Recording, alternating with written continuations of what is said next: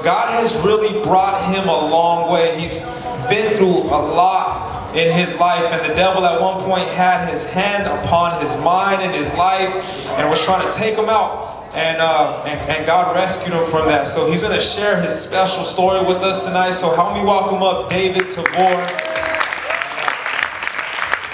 What God did in my life is truly a miracle.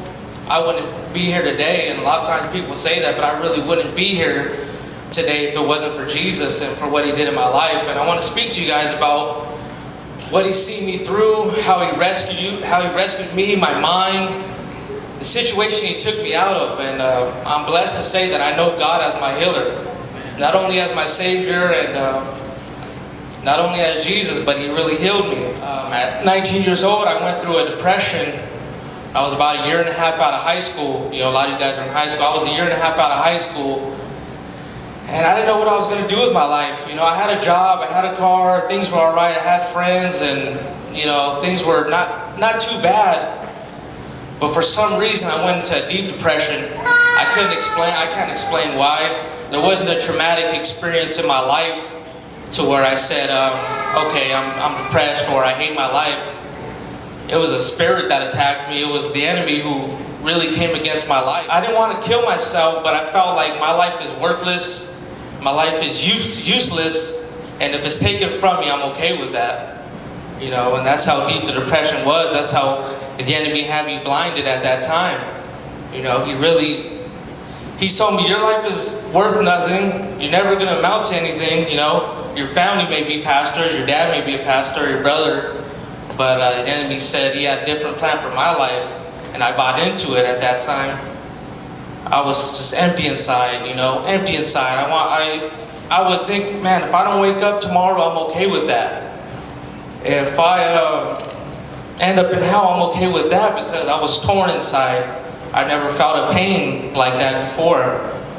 I thought death was the only answer, you know. And I remember going to a service, and God, he speaks to us when we least expect it. There was a pastor by the name of Mark Zweifel, and he was a pastor there in my hometown in Modesto. And he says, you know, tonight one of you are depressed. And I'm thinking like, man, this dude, I know he's talking to me. And I just knew, because God had started dealing with my heart. He said, man, you know, don't you know the plans I gave to you 2 years prior? I saved you. He saved me at the age of 17, but I ran from God.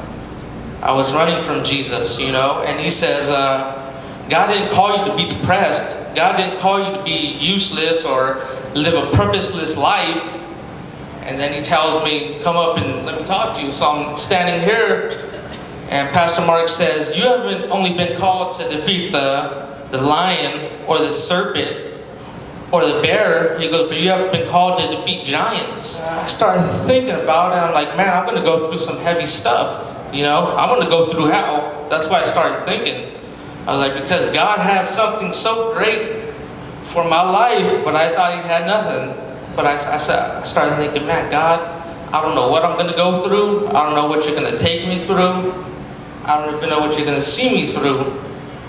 But you're going to see me through it. And he also said, you're called to be a psalmist. So little did I know that the enemy had me mute.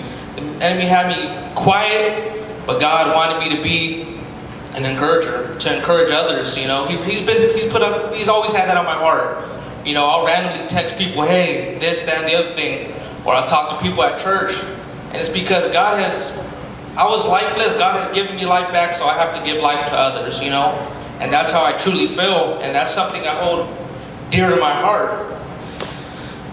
So I go through that depression, feeling hopeless, just wanting to end it all, you know. And God seen me through that situation. 2 years later, I find myself in the darkest moment. I find myself in what I would call literally hell on earth for myself. I find myself in a mental home, a mental institution. It was a few days before Father's Day, June 2007. You know, and the doctors diagnosed me not only with mental disorder, but they said I'm gravely disabled. And I actually wrote down the meaning. It's a condition in which a person is unable to provide for his or her basic personal needs for food, clothing, and shelter. So pretty much what they were saying is, look, you're useless. You know, you're not going to be able to care for yourself. You're not going to be able to live a normal life. You're not going to The state of mind you're in now is the state you're always going to be in. The state of mind that you're in now, that's how your life's always going to be. And what a tough pill that is to swallow at the age of 21. I had my whole life ahead of me, you know. I'm like, man, God, you know, in my mind I'm thinking, why am I going through this? And honestly, my mind was so far gone that I couldn't remember some of the things that I went through. There's bits and pieces I do remember, and there's other parts that I don't remember. But while I was in there, my parents went to what you call a conservatorship meeting. They actually wanted to designate and appoint a person to make decisions for my life, because they said I'm not capable of making decisions. This person was going to tell me where I live, where I eat, how I was going to spend my finances, pretty much how my life was going to be lived. And by the grace of God, because I don't even remember signing a form, but I signed a consent form giving my parents authority to make decisions for my life, to speak on my behalf, and they did. And I was in the mental home for 17 days, and it was hell. But my parents would come and see me every day. From 4 to 7, they would come and see me, they would come and visit me. And finally, my mom made the decision to, you know, that they were going to take me home, and they were going to take care of me. And I believe in that situation, God really gave my mom understanding and guidance for my life. You know, because the enemy had a plan to take me out. The enemy had a plan to destroy my life. And even though I wasn't going to be dead physically, I was pretty much going to be dead mentally. I wasn't going to be in the right state of mind. I wasn't going to be able to fulfill all God had for me. At the age of 21, my life was going to be changed for the rest of my life and never be the same. So I'm in there 17 days. I return home, and I'm taking about 12 pills, the medication that they have me on. And I'm heavily sedated. I'm sleeping a lot for a few months there. You know, just laying around. The things I used to do before I no longer could do. Drive and go to work, hang out with my friends, and play sports, the things I love. Those things were all taken from me. You know, my life was going to be different from there on out. But even while I was in the mental home, there was a nurse who worked there, and she didn't know me personally. She didn't know my personal life or my background, or she didn't know what I had been through. But she told my parents, what your son is going through is not a mental disorder. What he's going through is a spiritual battle.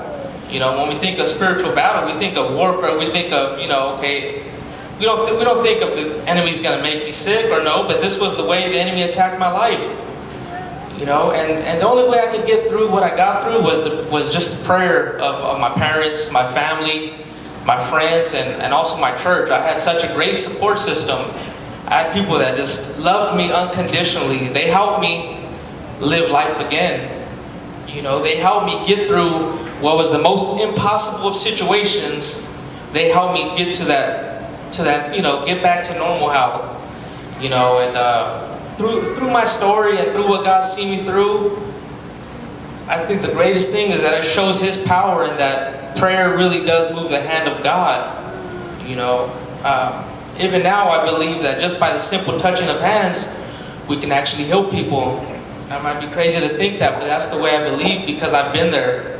I understand what it is to have no hope, to be sick, to be hopeless, to feel like you're never going to be all that God has for you, or that you're never going to be able to live a normal life. You know, but what God had for me was different.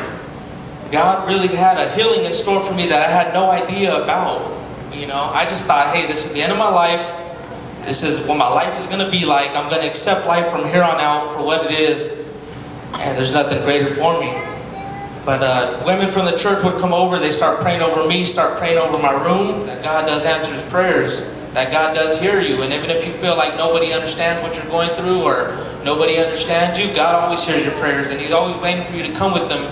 Just come to Him and let Him have it all. You know, and I just encourage you guys to live that out. And I just thank God for the healing He's done in my life. And I hope that this encouraged somebody. You know, I pray that God really did move. And I was just praying throughout the week, God, break me. God, just let somebody hear what you have to say, because it's not about what I have to say. It's not about me. And God, let me go through this situation to be an encouragement to others. And I just want to thank you guys for letting me speak here tonight.